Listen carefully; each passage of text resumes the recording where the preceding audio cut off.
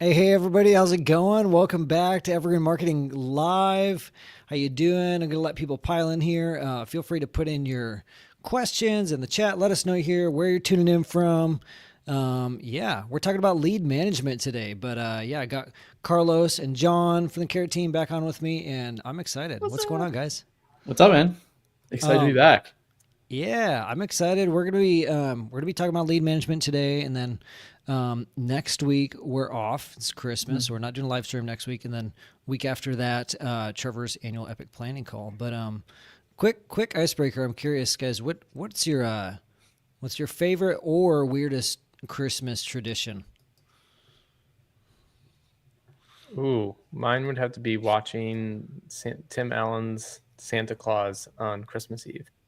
On Christmas Eve, dude. We just started it this week. It's such Yeah? a classic. You can't, Such yeah, a yeah. good one. I've It's been so doing that good. since I was like, I don't know, 8. Whenever the movie came out, started that tradition. $20 prize to whoever in the chats can let us know the exact year that movie came out without Googling it. Yes. Honor system. Or ChatGPT. Yeah, honor system. Yeah, no Weirdest ChatGPT, no tradition. search. I don't know. I can't think of anything too weird. I would say different.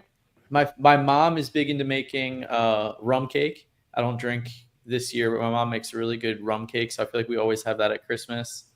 My older sister and I love to watch Sopranos, the Christmas Oh, episodes really? of Sopranos or random ones. That's Yeah. interesting. We're both born in New Jersey. Love that. Love the Sopranos lifestyle. I'm trying to think of anything probably pretty normal, honestly. Rum cake Those sounds are two good. things that stick out. I'm not Rum really cake's big really on good. rum, but like I'll have like one hot buttered rum a year, and it's around Christmas time, and it just fits.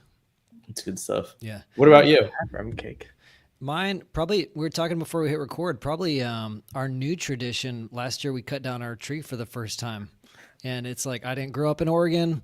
It's a very Oregon thing to do, and so like it's very primitive. Like just go out in the woods with a saw, cut down a tree, throw it in the car, haul it in. It's a lot of fun, and Very it's like for anyone not in the Pacific Northwest, like it only costs us $5 to get a permit, and then your gas money to just go out into the woods and chop down whatever you want. It's pretty cool.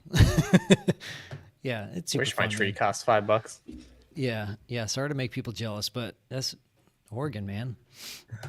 Sweet. All right, well, let's get into it. Looks like people are rolling in here. Yeah, let us know in the chats if you have questions. We're talking about lead management. We're going to show you guys Carrot CRM today, but yeah, we'll roll the intro here.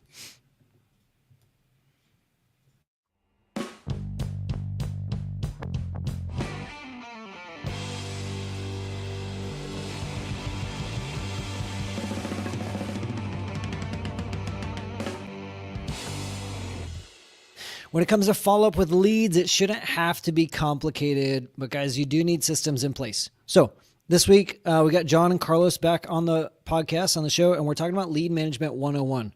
We're going to take a look at the Carrot CRM. We're going to talk about it, and then we're going to do a little live show and tell, demo, Q&A, and we're going to be talking about speed to lead, how important that is, how fast does speed to lead actually need to be, how many times do you need to contact a lead, how to organize the leads so you don't lose track of them, and then we're going to touch on a little bit of automated follow-up. So it's going to be a good show. But for those of you that are new, welcome to Evergreen Marketing Live by Carrot.com. This is a show where every single week we teach you a new marketing tactic or follow-up tactic to help you master your online marketing. So hopefully you get to build a business of freedom and impact.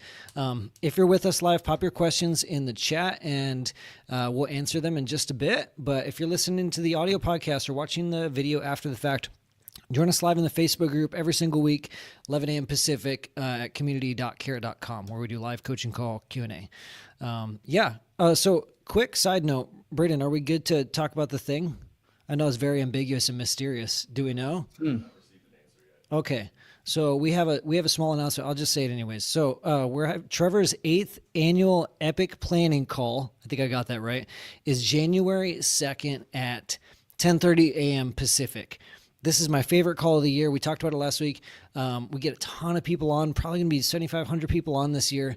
And Trevor gives away his whole annual planning template. So his whole deck, so you can plan your year with him in real time. It's super cool. My favorite call. I've been attending this call since before. Yeah, we were talking about it last week, before we even worked for Carrot. Yeah. And it's not just for investors, but any sort of business owner. If you're doing business, if you're self-employed, you got to get on this call to help you get laser focused for the year ahead. So 100%. anyways, yeah, You'll be very happy you attend. You'll be very happy you attended that call. And it's one of the best times of the year where humans in general are thinking about the past of the year while also thinking about the future at the same time. So super cool time of the year. My favorite call. Same with Brady. We were talking about that last week. Yeah. Take advantage of the time to plan it out.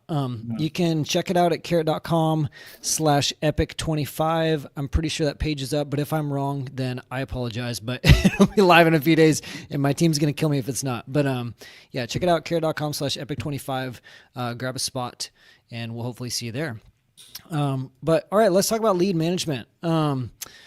John, Carlos, one of the most important things that a lot of seasoned investors know, people that have been in this a long time, is speed to lead. And if you don't know, then that's unfortunate. But talk to me about speed to lead and kind of set expectation for like, what is fast? What is slow? Why does it matter? Speed to lead is super important. In general, there are strong statistics that show essentially you're more likely to close a deal / get a deal under contract the faster that you're able to speak to a lead, especially the inbound leads that are coming in from a Carrot website in comparison to, let's say, outbound leads. If you're doing the hamster wheel marketing, the cold calling, texting, things like that. What is fast? The gold standard is 5 minutes or under, but those same statistics show in general that the faster, the better. If you can get to them in a minute, under a minute, that's even way better.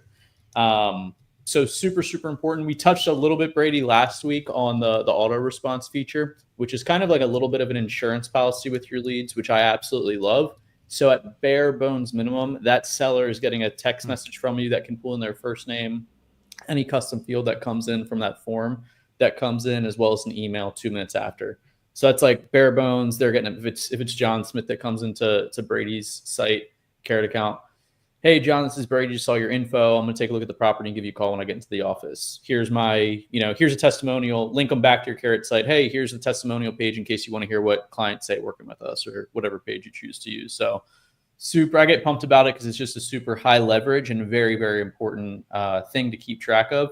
In addition to the speed to lead importance and the auto responses, you can also see that right inside Carrot CRM, which is really, really cool.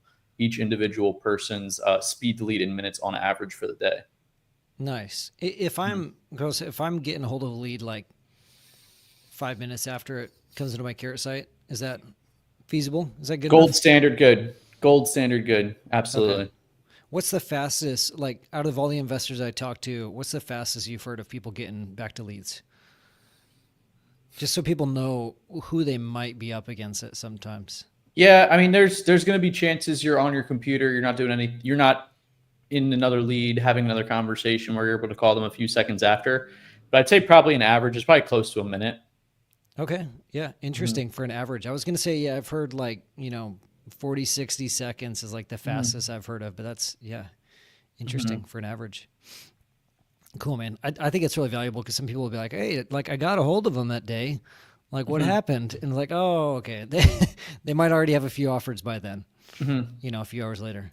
Exactly. And I'm sure I was going to say really quick, I'm sure you guys have mentioned on the show before, like on the marketing side, the SEO side of things, like how many sites they're probably going to on average. And then out of how many sites they're going to, how many are they actually converting or fill out their information on? So that's another thing to help keep you like motivated and have some perspective as well too. Like if they're coming in from your site and sending their info, there's probably a stat that shows they're also filling out their info on a handful of other sites. Exactly. Yeah, and not every lead, but some of them are, especially sometimes for PPC leads where it's like, okay, I'm just going to click this, submit my info, go to another one. So it's like when people shop for, we do the same thing sometimes with like insurance offers. Like, hey, I need new auto insurance.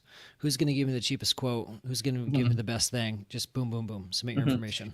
Well, and that's one thing. The faster you talk to them, they won't go anywhere else if you're able to build trust, credibility, and rapport with them, calling them right away. So they're not going to other websites if you're able to do that. Yeah. Exactly. Let's talk about KPIs. We might have touched on this last week, but last week is a distant memory. What are some of the most important things you should be paying attention to in the CRM? What are some of the KPIs to keep you on track? Yeah, I mean, there's a lot of KPIs in the CRM, and we can kind of touch on some of them. I think the most important and honestly where people should start to focus is just looking at your opportunities and seeing how many touch points you have on a lead, and when was the last time that you did it. And it kind of blends well with what we were just talking about with speed to lead, because speed to lead is not just like how quickly do I call them, right? Because if you call them in under 5 minutes and then they don't pick up the phone and you left them a message, and the next time that you touch them again, which is what we kind of refer to it in the CRM, so you call them again or send them a text message, is 2 days later, that's not great. You want your touch points to be, especially for those inbound leads, we're talking PPC, PPL, organic, to be quick or often and frequent in the first 7 days, right? And so there's inside of the CRM, when you're on the opportunities list, there's literally 3 kind of KPI metrics right there, or not. One of them's not, but it's when was the last touch? So how long ago was the last touch done on this lead? How many touches in total? And then when was the lead created? So if you look at that, you can say, okay, the lead was created 7 days ago. You should have at least 7 touches on it once per day, trying to get in contact with that person. And At your least, last a touch minimum. should have been at least, yeah. And I say that because I know some of the big performers out there, they are hitting upwards of 14 in the first 7 days, just aggressively going after those leads, those inbound ones especially. So yeah, it's really important to just stay on top of those leads as they come in. Now, once you get past the first 7 days and they still haven't contacted you, you can start to kind of lengthen out your follow-up, and you can use your automated follow-up sequence for that. I think a good rule of thumb is if you've manually tried to text and call them, at least 8 times and they still have not responded, then yeah, you can put them on an automated follow-up sequence. Yeah. And inside the automated follow-up sequence, you can set like tasks to assign during the sequence to then manually call. But a lot of people also use the sequences when the lead comes in. Like they'll call the first time. If they don't get them on the phone, they'll start them on a sequence, which will automatically do those touches for the next 7 days in terms of texting and emailing. But then they will still come back to the lead every single day and do a phone call. So it's really important to be frequent in the first 7 days of a lead. And you can just use the opportunity list for that to kind of see how many touches you've done since the opportunity was created. Yeah, that follow-up, it's the insurance that we talked about. Yeah. I feel like we need to get our good friend Bo Hollis on here sometime to talk about like what aggressive, I don't mean aggressive in a bad way, but like what really intentional follow-up looks like. I remember him showing me a text thread one time. It was like 30, 50 text messages with a lead, like in a day, just going back and forth, and he eventually in a closed the deal, day, but it's that's like- aggressive. In a day. It wasn't unsolicited, like 30 with no replies. It was like, the seller was I'm out and responding. about. Okay, that Let me makes call sense. you in 15 or maybe now, and just like really kind of wishy-washy Yeah. and eventually locked down the appointment. But yeah, that's just how he is, like manual closer. Anyways. Yeah. Yeah. So we'll touch on some of that stuff in future episodes, but talk to me about a number. Did we give a number for number of touch points? At on a bare average? minimum, you should be doing Yeah. 1 per day for the first 7 days. I That's would right. highly recommend, especially if you're paying for these inbound leads because they're PPC or PPL, or you're paying in the hard work you did for your Carrot site to get SEO leads. I would say double that. You're kind of hitting a gold standard there. 2 touches per day. So I think that's one. I was going to say, I think that's one applicable thing that anybody listening to this episode can take away. If you have doubt, a lot of our most successful members, some people on the higher tier plans that are heavy inbound, they call their leads many times. When a lead comes in from an inbound form, and they don't answer on the first call, they might call 3, 4, or 5 times just back to back from different phone numbers.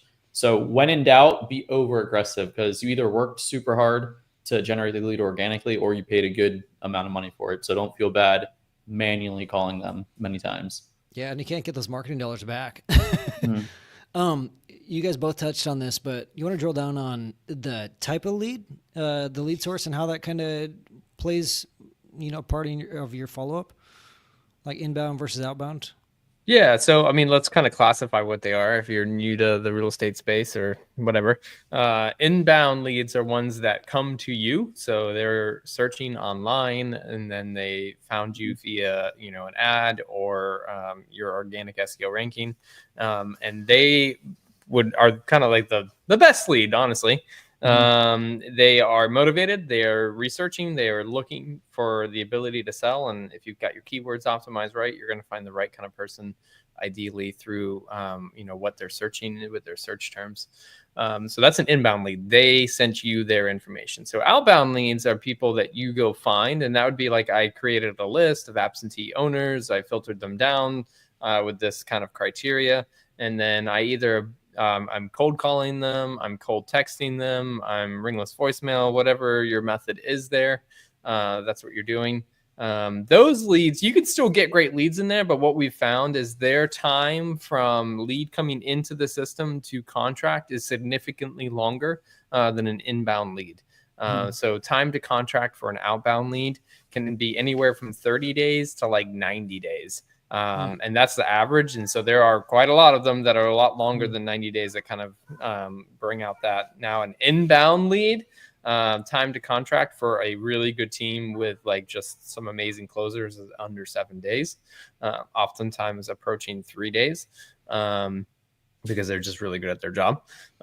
So it's interesting. So like, that's what I was saying, when you're doing follow-up, when you're doing inbound, that first 7 days are so massively important. The outbound one, you still want to touch them because usually they've contacted you, especially if it was a cold caller, they picked up the phone and spoke to somebody already. Cold texting is a little bit of a different kind of scenario. So you still want to be trying to reach out to them, but oftentimes you're kind of saying, hey, you have any of these criteria? Like, are you interested in selling? Like, I think that you have distress based off of these data points, and you got to get them to confirm that. They may not even be thinking about selling yet. They didn't even know that this was an option to the problems that they have. They are not in the process of being ready to decide at the very beginning to sell their house. An inbound lead is if they're saying, how do I sell my house fast in Oregon? They're ready to go. They're already there. They're looking for a solution. So it's very two different kind of leads and a different kind of time frame from creation to contract. And a different type of conversation as well. Like, CRM feature aside, like, I talk about sales a lot just from experience selling software and doing wholesaling in a previous life. But man, inbound lead conversations, your team morale just feels so much better. Like, you're talking to people where you frame the conversation. You can just start off very genuinely, polite and friendly. Oh, like, what had you searching on Google to like try to sell your inherited property today? Like, they're coming to chat with you versus outbound. Like, me personally, I wouldn't get a ton of energy of, cold call and dialing random people. Hey man, I found you on a list. You had potential distress on your property. Like, is there any chance you would want to sell to me for a discount? Like, I'm an investor in the area. So CRM feature aside, think about that for either yourself as a solo or a team. Inbound leads are just the way to go, in my opinion. Yeah. Team morale, energy, time to close. You probably don't need to be as savvy sales wise. John, you probably agree from a lot of the investor fuse and Carrot CRM companies that you work with. That's another added benefit too. Like, you may not need to have that expert level sales negotiation for inbound leads that you do need for outbound leads overall. Yeah.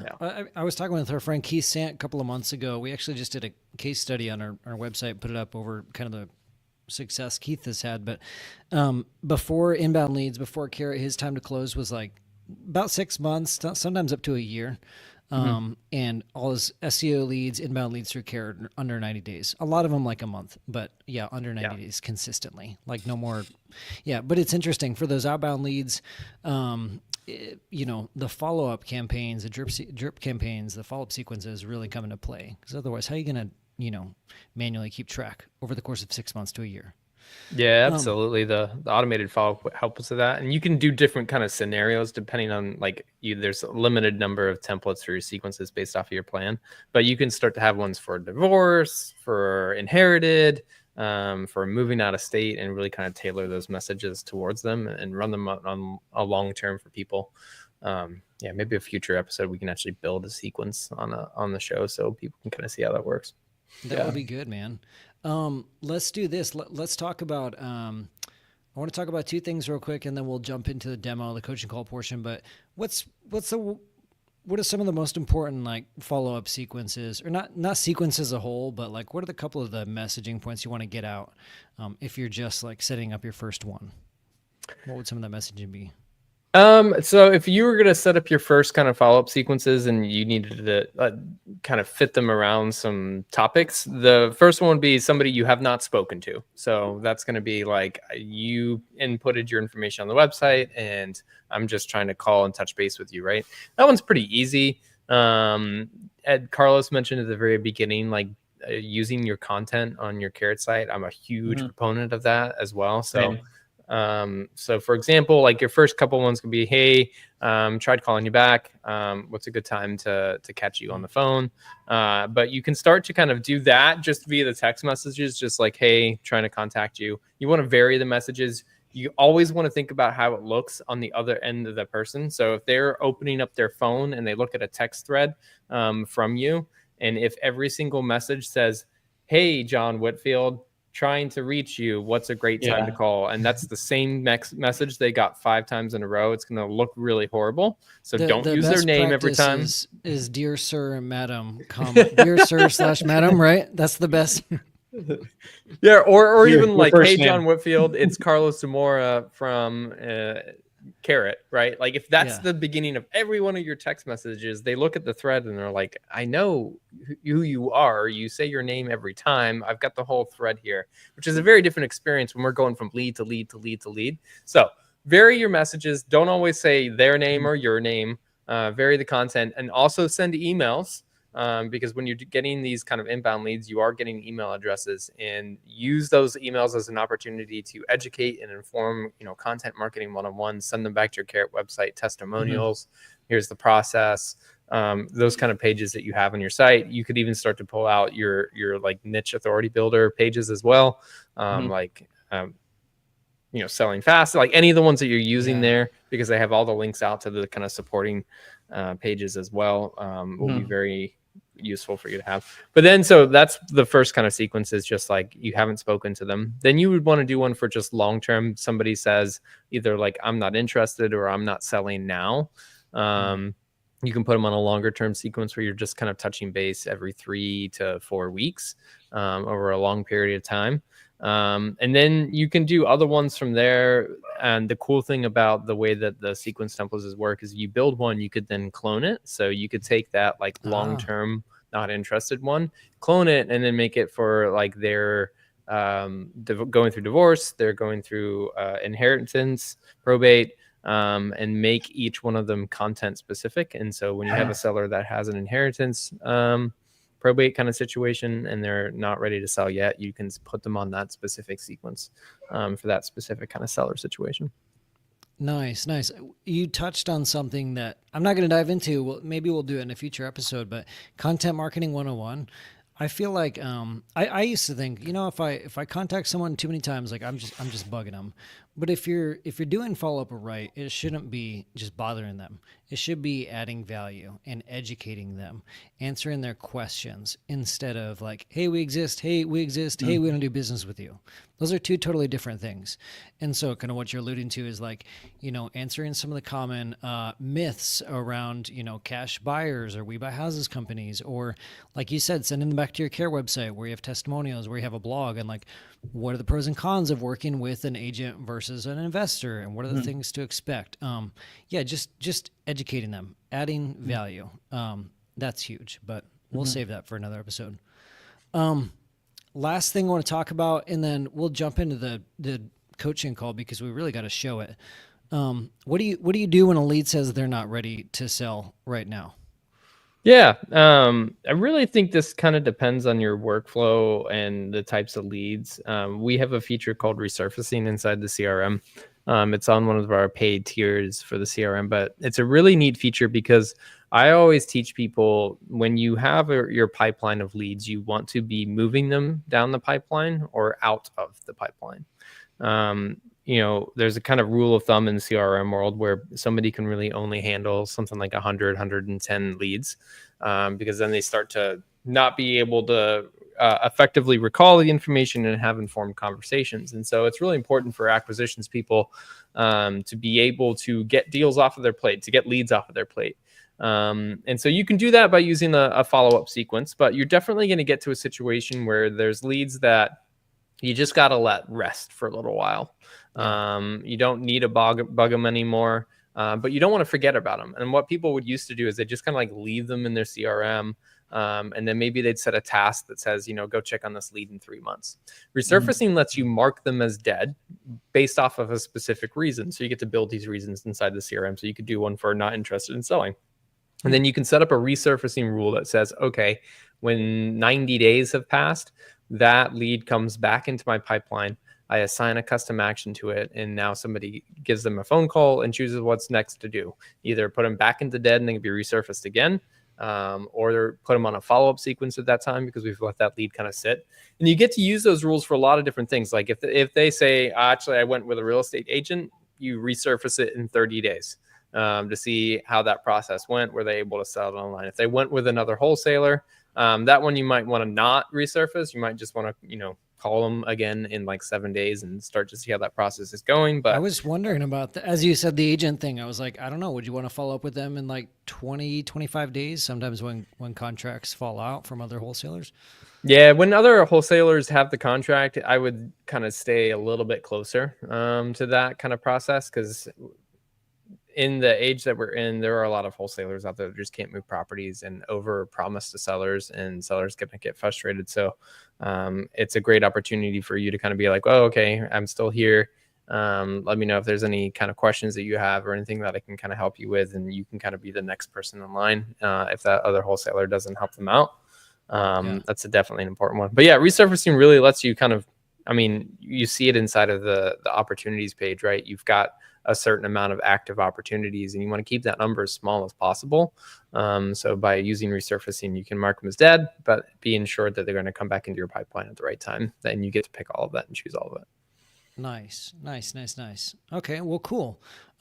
Let's do this. Let's switch over to the coaching call. If you guys have any questions, if you're on with us live, put them in the chat. And if you're watching or if you're listening to the podcast or watching the video after the fact, like I said, join us live every week, 11 a.m. Pacific, carrot.com or community.carrot.com in the Facebook group. But yeah, thanks for tuning in, everybody. And for those listening, we'll see you next week.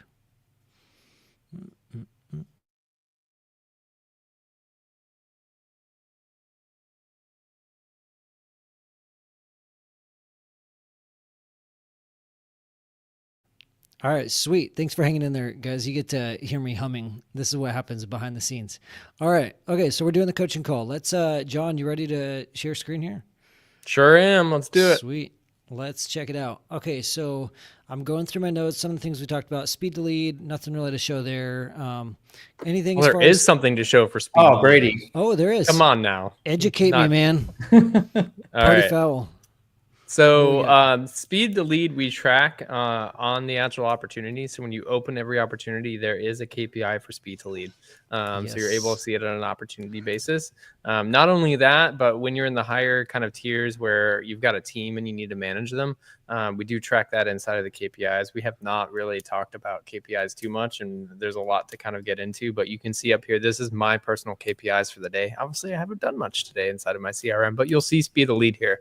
So every new lead that gets assigned to me, and I'm the one that does the speed to lead, I will see my average per day up here, and it reports to the employee scorecard, so the managers can then go in and also see it per employee on their team, and making sure that people are getting to leads as fast as possible.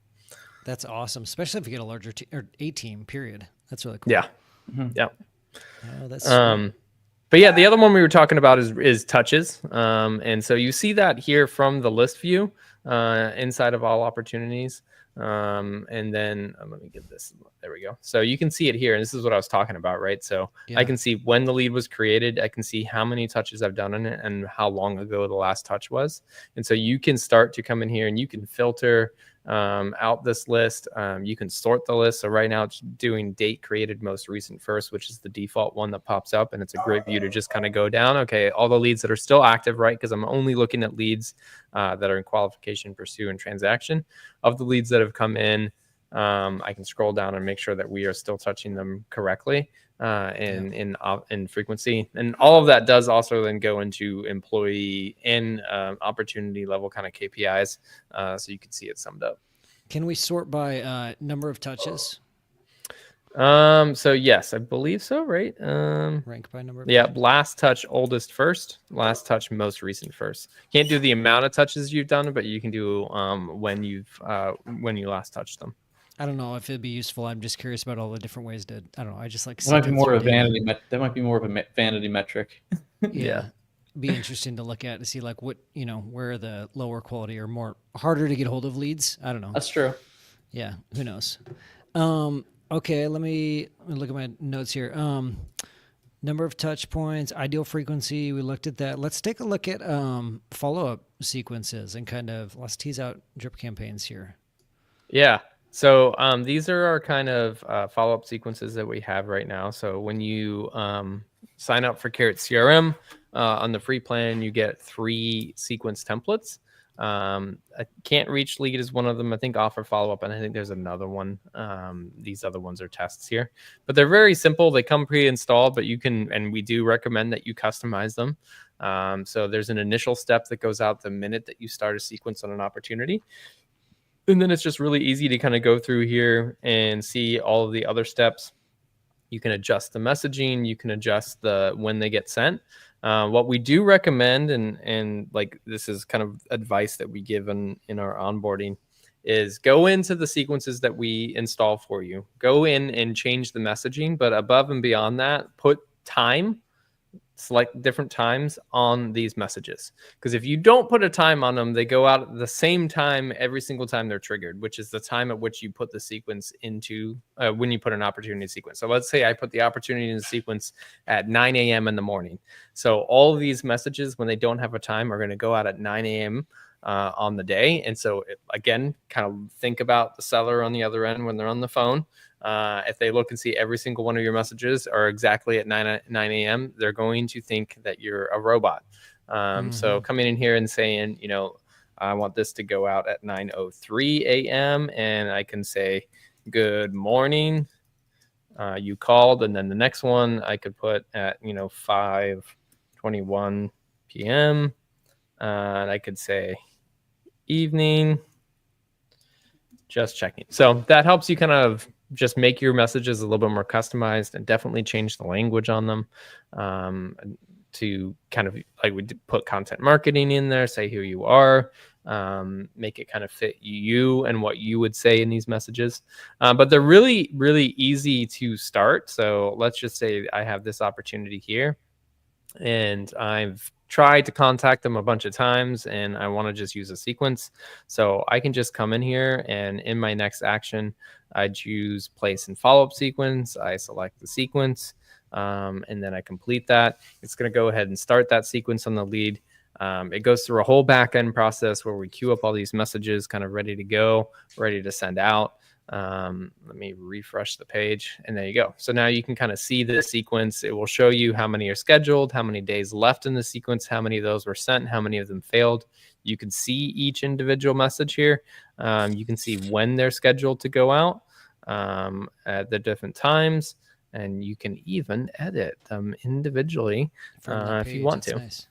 One thing that pops up as you're showing, just editing these sequences is it's super easy to create tracking links inside Carrot. And so I would go create a campaign tracking link and, create at least one specific to this campaign. Maybe you don't need to go hog wild and have one unique link per thing or per message, but just one short tracking link for, okay, then I know they came to my website from this follow campaign.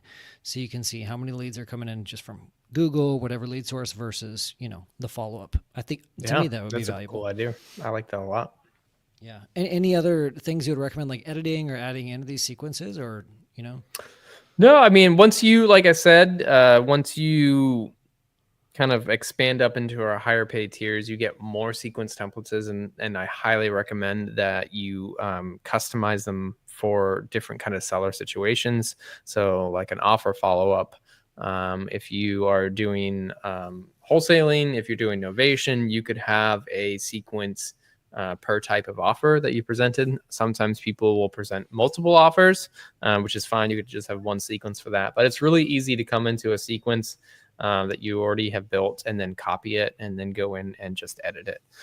So I always say start building just like a core sequence for a specific type of follow-up that you want to do in your business. So that's like the can't reach. That's somebody who you gave an offer to, somebody who said, I'm not interested, those kind of like just basic situations. And then once you do that, you can take them, clone them, and then change them for different seller scenarios.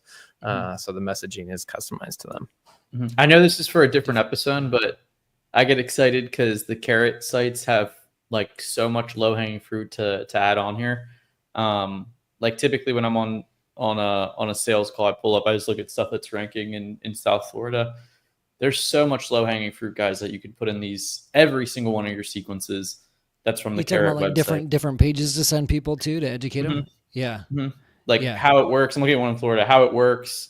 Get a cash offer today. Like you'd say if you're still interested. Hey, if you want to hear what our clients say about working with us, I mentioned earlier, testimonials, case studies, FAQ, our company. Hey, if you want to hear, this is, John at X company. Here's everybody else on the team.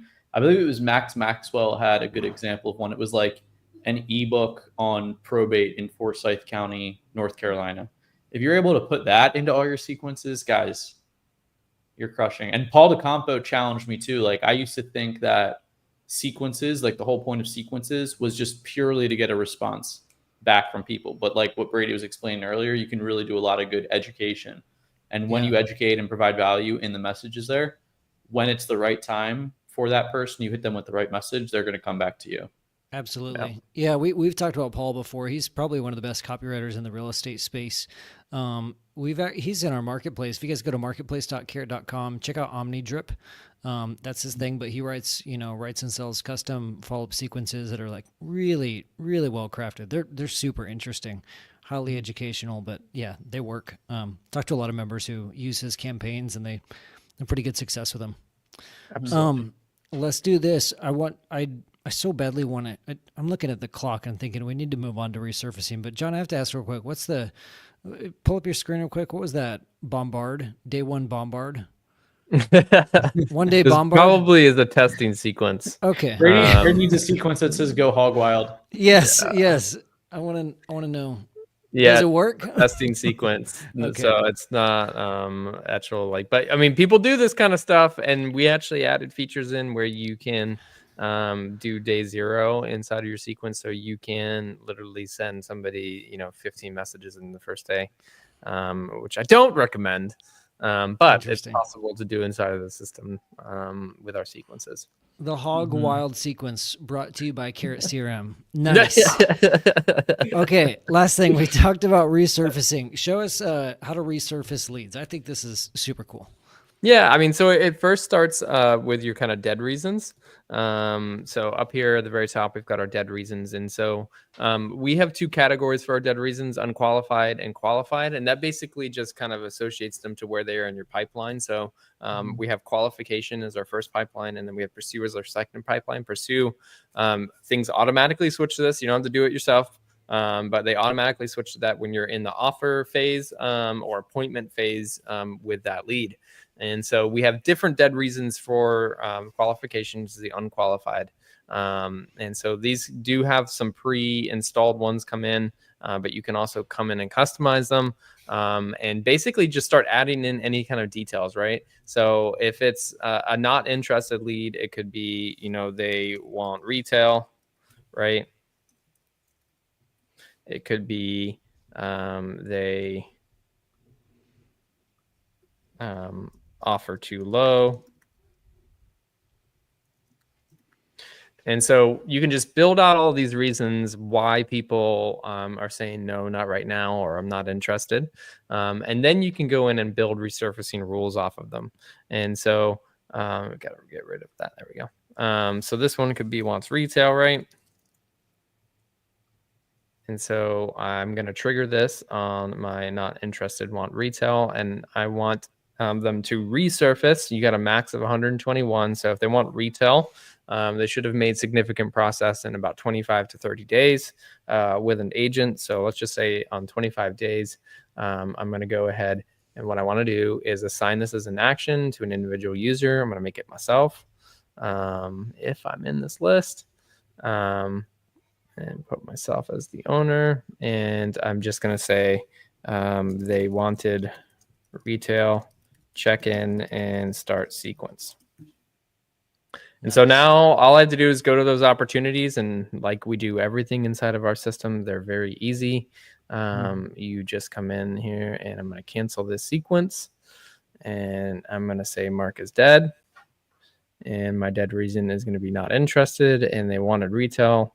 Complete that. Now it's out of my pipeline. It's no longer something that I see when I go to opportunities or actions, but it will come back in 25 days based off of that resurfacing rule. Assign me those specific instructions, saying they wanted retail, reach out, and then start a sequence. And I will do that in 25 days, and I don't have them sitting here on my list. When I log in, and this is like, I've done many audits on InvestorFuse and Carrot CRM kind of users. And when I log in and I go to all opportunities and I see a number, and it depends on team members. So if you have more team members, I give you more limits in here. But if I see a giant number of items in qualification, I know you're not managing your leads. If I see a giant number between all of these qualification and pursue combined, I know you're not managing your leads correctly. The happy number that I kind of see is the 100 to 150 per user who is actively managing leads. And if you're any higher than that, then I know things are falling through the cracks for you because you're not staying on top of everybody that's coming into your system. And so using that resurfacing rule, using those follow-up sequences gets them out of that pipeline so that you're only focused on the things that you can actively move forward in like the next 7 days, maybe 14 days, that kind of a max. Yeah, and it frees up your mental bandwidth. So it's not like you log in, you're just looking at this massive list of like, what's everything I need to do? It's like you can deprioritize the ones that you don't actually need to work on. Yeah. There's nothing worse than coming to do a dashboard or a to-do list and be like, okay, what's, or an inbox, like, what's all the minutia. Yeah, it's exhausting. Sweet. Well, that's cool, man. Thanks for sharing that. I'm excited. I know there's a few things we touched on today where we'll have to cover them in future episodes, like, building out drip sequences, campaigns, there's a bunch of different things we could do. But yeah, thanks for sharing that, man. If you guys have any questions, put them in the chat. Once we hop off, if you have questions, feel free to put them through the Facebook group, put them through the community. We can answer them after we're live too. But that's all we have for today. Thanks, guys, for sharing the CRM. It's really cool. I'm super excited to do more of these. Two quick things I'll mention. One of them, we're running a sale right now on Carrot CRM. It's introductory price, 15% off the essential plan. So check it out, carrot.com/CRM. And next thing I mentioned at the beginning, but Trevor's annual Epic planning call, January 2nd, 10:30 a.m. Pacific. Go to carrot.com/epic25. Plan your year, plan out 2025 with us in real time. It's going to be a great call. And then last thing, I want to shout out, just in case you're watching, a couple of members I got a chance to talk to this week who are in the Facebook group, joined Carrot within the last year, and they're crushing it. One of those is Mike Wall from EasySellHomebuyers.com. Joined Carrot in January and is getting 3 to 4 deals a month consistently through Carrot SEO and PPC. So killing it, put in the sweat equity, put in the work, and you're doing really well, man. So just shout out to you. I know you hop on most of these shows, and I think it's really cool. It's like there's a path. We lay out the path.